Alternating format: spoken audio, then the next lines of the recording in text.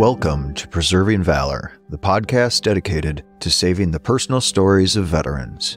My name is Jay Vissers. This is the fourth and final episode in the story of U.S. Army Air Force veteran Joe Enrietti. In the last episode, Joe told us about living on the base in Rackheath, England, and what he and his crew got up to when not flying missions over Germany. Joe's crew flew 14 missions over Europe before the war ended. Stay with us as we delve deeper into his experiences.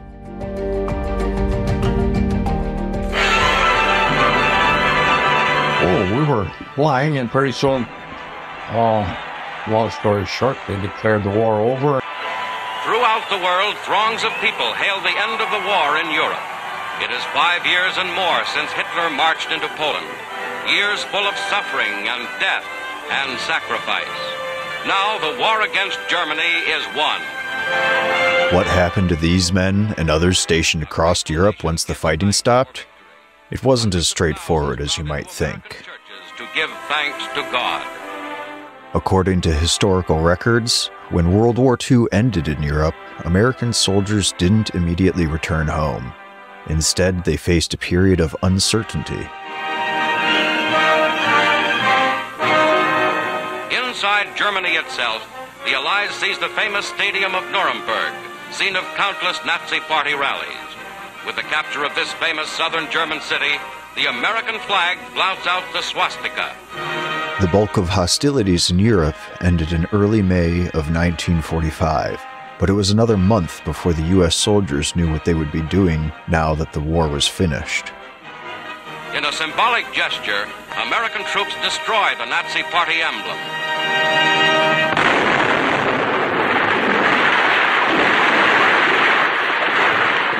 And then we had a lot of fuel over there, so our squad, our CEO of the whole thing, why don't we take our ground crew and the people worked on the ground and take them on a mission like we would go, show them what we did with their work. They got us ready for the mission. See, we wouldn't have to do anything. When we brought that plane back, they cleaned it. They had all your bullets all set up, your bomb berth, and it was all tested again, and they got us going. Not only that, but then the ones for the weather and all that, they'd have to give us the weather report and the briefing and everything else. So we'd fill up the plane, and I forget how many times we went to show them the different cities that we bombed, to show them what we did, because it was still there. The buildings were still down, you know. Well, so we took them around because we had enough gas, and we didn't know what they were going to do with it. So we used it up that way. Yeah.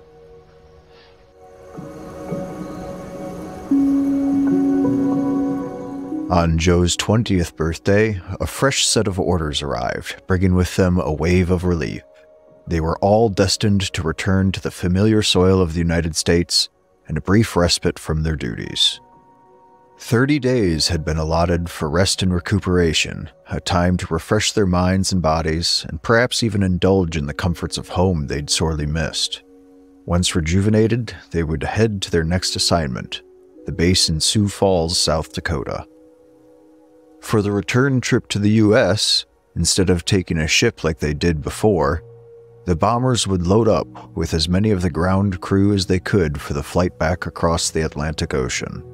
But when the ground crew knew they were flying back with our plane, most of them never flew before. But I'll tell you, they went through the fine-tooth comb, new tires, everything they could put on new. They put on one new engine for us, and the other was practice engines.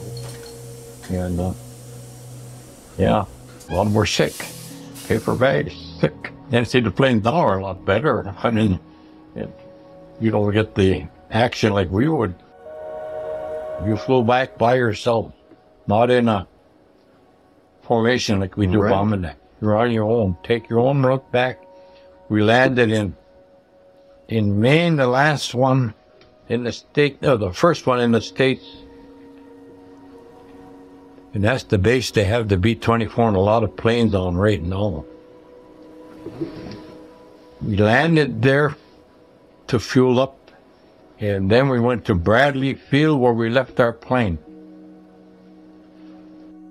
Joe's journey in service unfolded over a period of about 2 years, marked by camaraderie, shared sacrifices, and countless stories. However, that particular flight returning to the U.S., engraved in their collective memory, would be the final one they embarked on as a cohesive unit. The end of an era, it was a poignant reminder of the bonds they had formed, the trials they had overcome together, and the irreversible passage of time. The pilot and I got to be the best of friends, even after the war. Me, my wife, which she's been dead for 30 years, and my daughter we were the first ones to make the trip down to Iowa. I forget what the town was in Iowa, or the city. And we stayed there while I was working. And then, a few years after that, he called me and he said, he's got bad cancer. My wife had died already.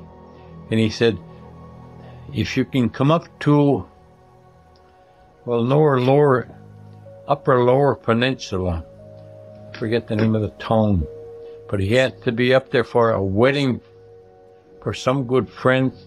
And he said, the cancer is going to get me pretty quick, so let's have our last get-together, which I did. And we went down there. The nose gunner, and that was the only one that I seen after we broke up. I seen him once in Ishpeming. He lived in Waukegan. I seen him once in Waukegan. I think that's all the time I actually seen anybody from the crew. But we used to keep in touch more so with our wives. Yeah. They'd be the letter writers. I still got how their what do you want to say it? Where they live. In my address, the addresses. Right. In the book up there, yeah. And finally that went kaput too as we grew older. I know I'm the only last one left in that crew for quite a while. Once his 30-day furlough ended, Joe headed to Sioux Falls, which became a sorting hub for the Army Air Forces. Soldiers were categorized based on their service records and skills. This transition marked a significant shift from wartime operations to peacetime military planning. The whole Air Force was there. There were so many of us, we had to have passes to be out of our barracks. Out of our barracks, so there was no room for that many people in that, I forget what base it was in Sioux Falls, South Dakota. Now, I was going back to study to be on a 29. So it wasn't there too long like that, but I got pulled out in, where the heck did I go? Nevada. I think it was Las Vegas. Yeah, and that's where I was studying on the ground to be tail gunner on the B-29. Never seen a B-29, but it was all bookwork and studying. The B-29, scourge of Japan's home islands, mighty engines of destruction bringing home the lesson of Pearl Harbor. From hard-won Okinawa, from the carrier-based planes of the 3rd and 5th Fleets, Japan came under the inevitable reign of ruin. And I sure wish I would have been able to fly in one, not in Japan, over Japan or that, but just to fly in one, because I never was in a B-29. No. When the war ended, to begin with, our B-24 was put in mothballs in Tucson, Arizona. They still do that with the planes they're still worthy to fly, but they're just keeping because there's no one that's taking their place. Right. B-24s were put down there in mothballs. That plane could still make it from bases against Russia. Cold War. Okay. World War II ended entirely when Japan surrendered on August 14, 1945, as announced by President Harry S. Truman. Meantime, the Allied armed forces have been ordered to suspend offensive action. The proclamation of VJ Day must await upon the formal signing of the surrender terms by Japan. Newsmen rushed the president's report to a waiting world. Through the early evening, Tuesday, August 14th, the fateful news is flashed. In New York City, as throughout a rejoicing nation and world, vast throngs of grateful, happy people celebrate the end of fighting, the dawn of peace. 2 million New Yorkers jam Times Square. It's official. It's all over. It's total victory.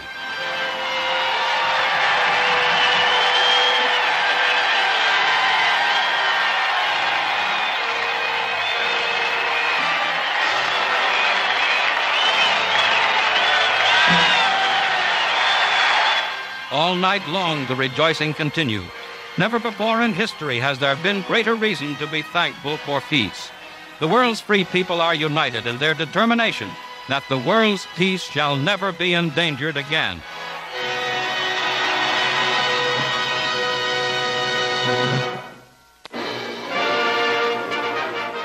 Now, we thought wars ended in Japan.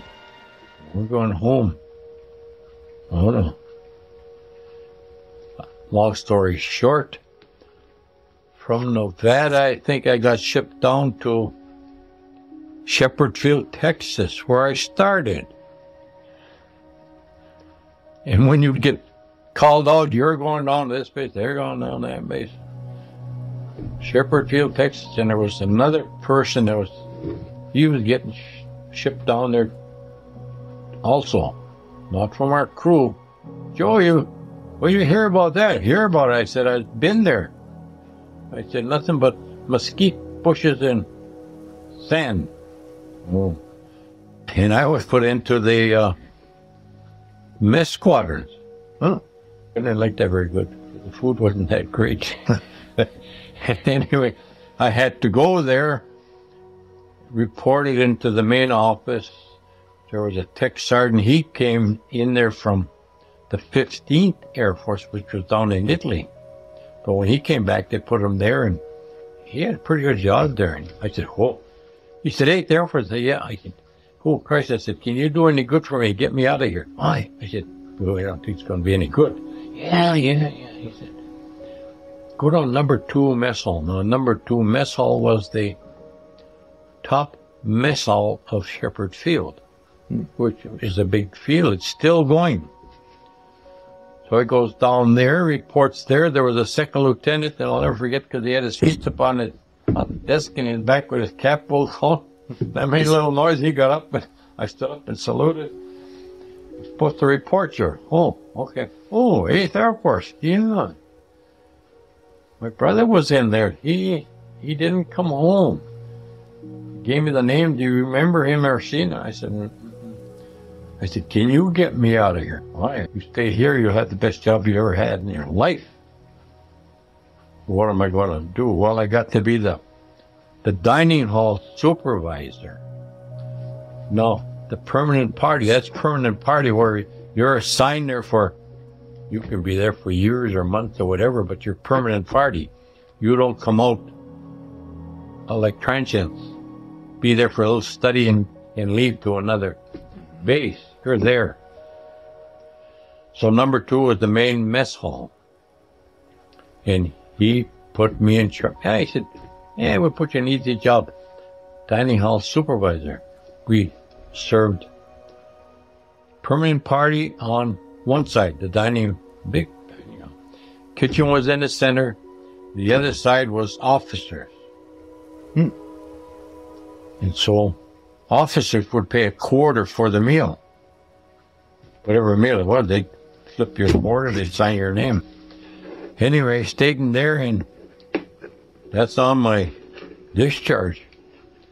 It's pretty soon I was there for a few weeks, and the med sergeant, he was big, pretty heavy, and he got sick, and he went to the hospital and was there for a day, and they called down to the mess hall. They said, "You're going to need a new mess sergeant because he won't be coming back." So the same second lieutenant, I said, who are we going to drag in for mess sergeant? Our names were on a board with all the personnel, and they're like a little slot where you'd push their name in. Mm-hmm. He took my name and he said, "You're the new mess sergeant." Oh, well, I know what to do.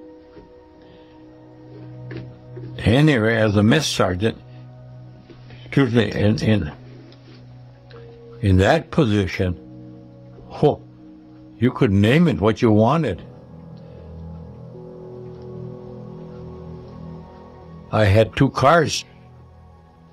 2 of the cooks, they lived close to the base. Mm-hmm. And I said, "Boy, do you guys have cars?" He said, "Yeah." He said, I said, "Could you go home and get them?" "Yeah." He said. I said, "Well, I could use the car quite often. If you go home, and you guys can cover for each other on the afternoon shift." So they did that. But the cars, one was a 41 Chevrolet black, one was a 40 Mercury black. And down there, the sun would really deteriorate the black paint. Mm. So one day in comes a permanent party, big guy, and he was a staff sergeant.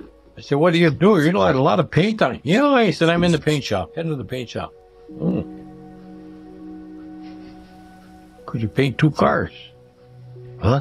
Paint 2 cars?" He said, "Well, they wouldn't look too good in all the drab." "Tell you what," he said, "if you fix them all up so all I have to do is paint them, we had to mask them, sand them down." He said, "I'll paint them." "Oh, but you got to get me to paint." "Okay. What's it going to take? What do you got?" They said, "Come into the walk-in cooler." You've probably never seen it, but the sliced bologna that comes in now, sliced about 1/8 of an inch package, they used to come in a tube. And they'd hang it up by one end, and that would go onto a hook. Well, he walks into the walk-in cooler. He said, "What about one of them?" "Yeah," he said, "I can pick that up. So you can take it home now." "Well, but," he said, "that's only for 1 car, you know." So you could bargain and getting things, you know. Right. Bargaining, oh boy. But pretty soon they took me off flying status, and then they wanted me to sign up for 5 years.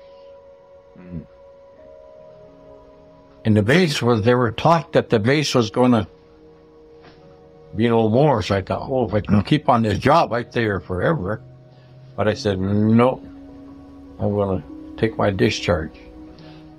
Not only that, see, when they kept us in the service, they kept us on like our planes, mothballs.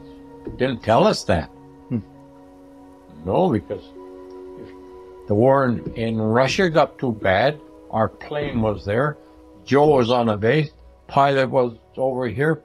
The whole crew was still there. You didn't necessarily get put back on the same crew, but you were a crew that could get that bomber going, and you'd hit towards Russia. But in the meantime, then that cooled down quite a bit, and it was time to get us off flying status. So that's where I took my discharge then, and I think it was San Antonio, Texas. And then they paid me to come back to Mohawk. So much on my own. So once you got back here, did you go back to work right away? There weren't any jobs. There were very few jobs because of so many of us coming back. Right. Anyway, they paid us unemployment, $52.20. We'd get $20 a week for 52 days, 1 year.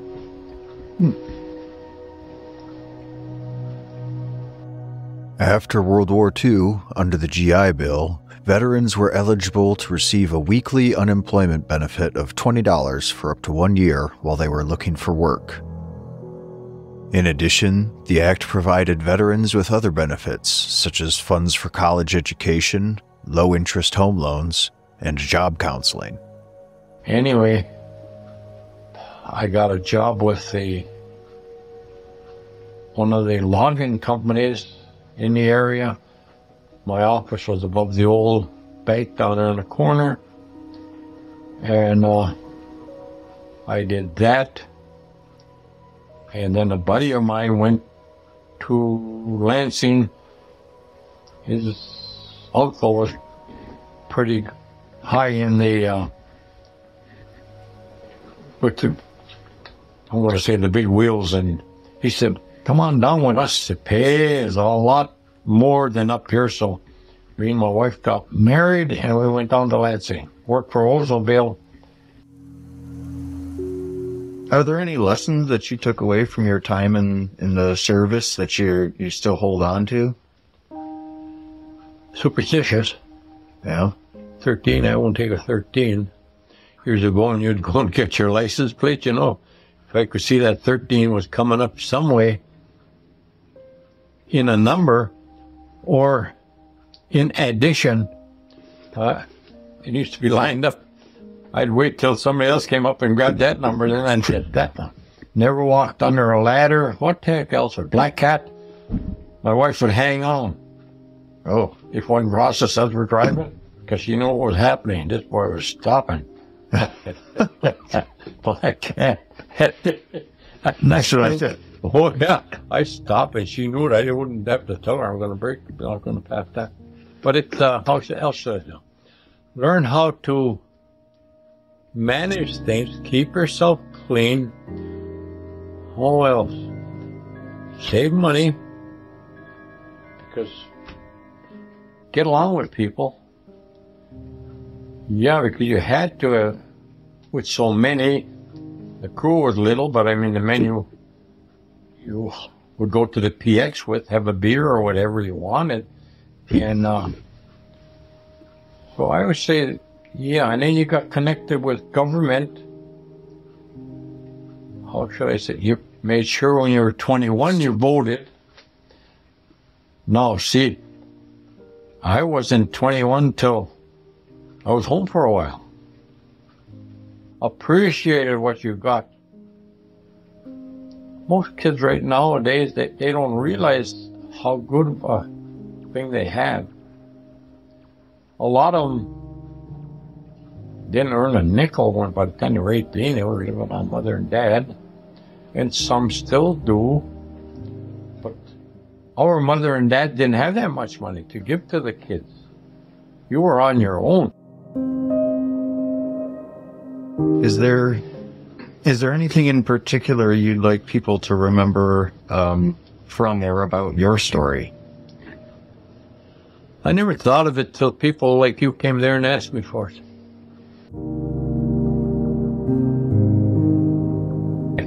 And you better tell the truth. Sooner or later, it's going to come back. Oh, yeah, it's going to come back to, you might forget a little bit for different words or stuff like that, but the principle of that story better be true. And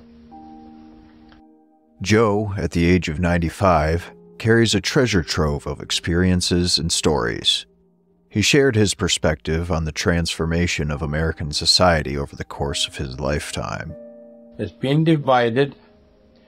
I'm a Republican, I spin my way, but you can be a Democrat. Years ago now, we could be Republicans and Democrats. Good neighbors, good friends, good family.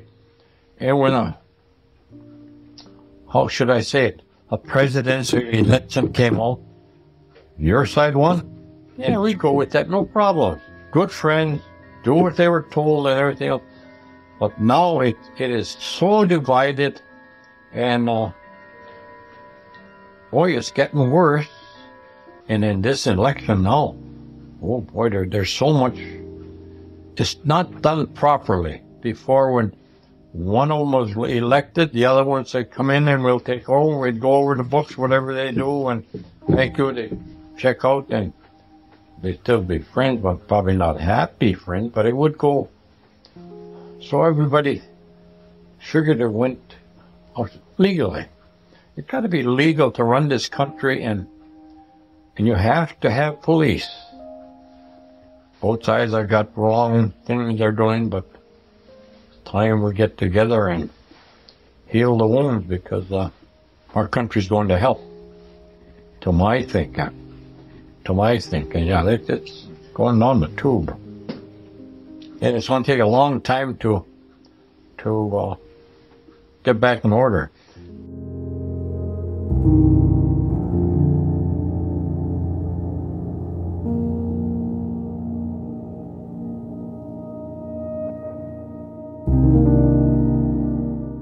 I am incredibly grateful to have had the chance to listen to and share Joseph Enrietti's compelling story of service during World War II. His experiences offer invaluable insights into a pivotal time in history. An unedited version of our interview has been submitted and accepted by the Veterans History Project at the Library of Congress. We extend our deepest gratitude to Joe and all the veterans who served alongside of him. Their courage, sacrifice, and dedication are a testament to the spirit of service and a reminder of the price of freedom.